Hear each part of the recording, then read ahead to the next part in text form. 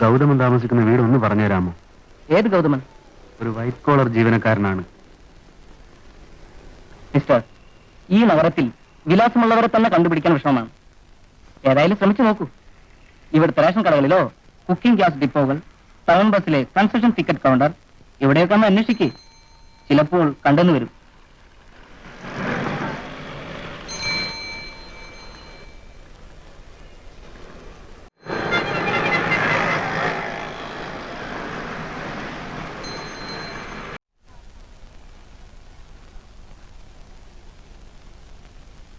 hello, നിങ്ങളുടെ priority number 215